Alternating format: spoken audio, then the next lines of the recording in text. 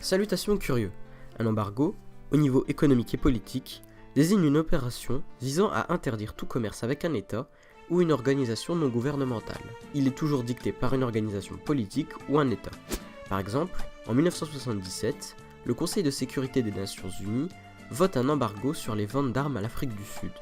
Le pays, à l'époque, menait de nombreuses actions militaires en Angola. L'effet de cette mesure encourage plusieurs États, en 1984, à décréter un embargo économique et financier contre le pays pour mettre un terme à la répression et à sa politique d'apartheid.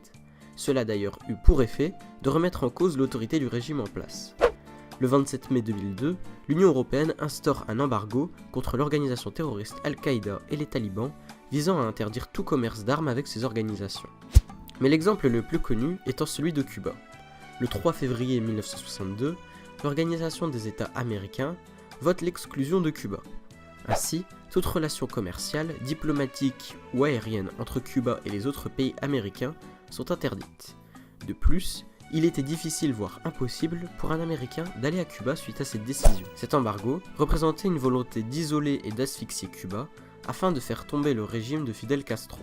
Durant de nombreuses années, Cuba ne put survivre que grâce à l'aide de l'URSS. Après la chute du mur, l'île fut d'ailleurs frappée d'une importante crise économique. De nombreuses fois critiqué pour son efficacité, cet embargo fut assoupli au fur et à mesure des présidents américains qui se succédaient. L'embargo prendra finalement fin en 2017, voté par 119 membres de l'ONU, à l'exception des États-Unis et d'Israël s'étant abstenus. Les pertes côté cubain sont estimées à 116 milliards de dollars en 2014.